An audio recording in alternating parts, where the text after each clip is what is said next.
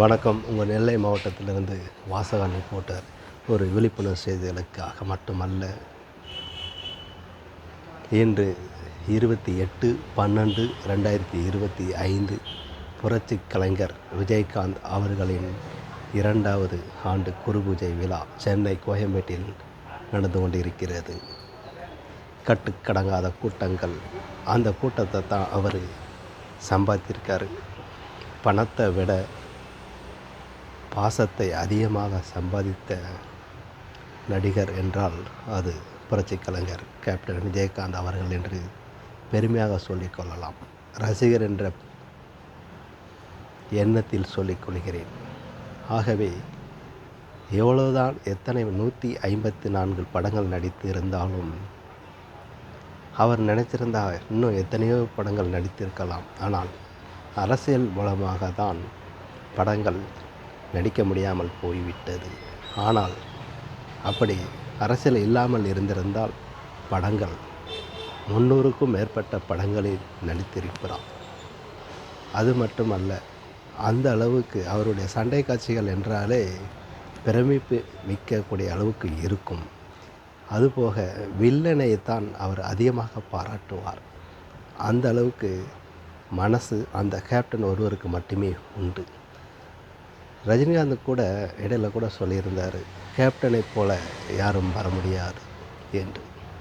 ரஜினிகாந்த் மட்டுமல்ல, திரையுலகில் பயணித்தவர்கள் அத்தனை பேரும் சொல்லியிருக்கிறார்கள்.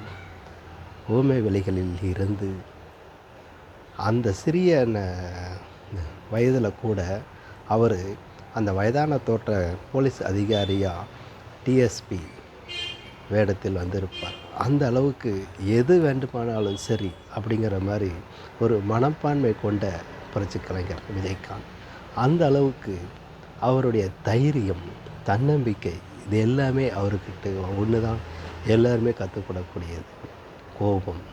அந்த கோபத்தில் நியாயம் இருக்குன்னு சொல்லி நம்ம ரஜினிகாந்த் அவர்களே சொல்லியிருக்கிறார். அந்த அளவுக்கு ஒரு பிரமிப்பு மிக்கக்கூடிய அளவுக்காகவே இருந்தார்.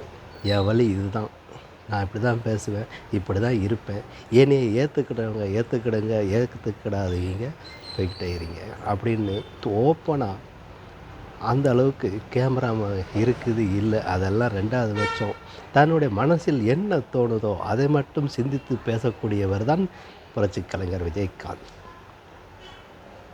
பசின்ற வந்தவங்களுக்கு உடனே சாப்பாடு கொடுக்கக்கூடிய அளவுக்கு இன்றளவுக்கும் உணவு கொடுத்து கொண்டு இருக்கிறார். அவர் இந்த மண்ணுலை விட்டு மறைந்தாலும் மக்கள் மனதில் நீங்கா இடத்தை பெற்றவர் புரட்சி கலைஞர் கேப்டன் அவர்கள். வாழ்க பல்லாண்டு அவருடைய புகழ் இவ்வையகம் உள்ள வரை என்று சொல்லிக்கொண்டு நெல்லை மாவட்டத்திலிருந்து வாசகன் ரிப்போர்ட்டர் சார்பாக நன்றியையும் வாழ்த்துக்களையும் தெரிவித்துக் கொள்கிறேன். இந்த 2025 டிசம்பர் 28 இந்நாளில் வாழ்த்துக்கள். நன்றி.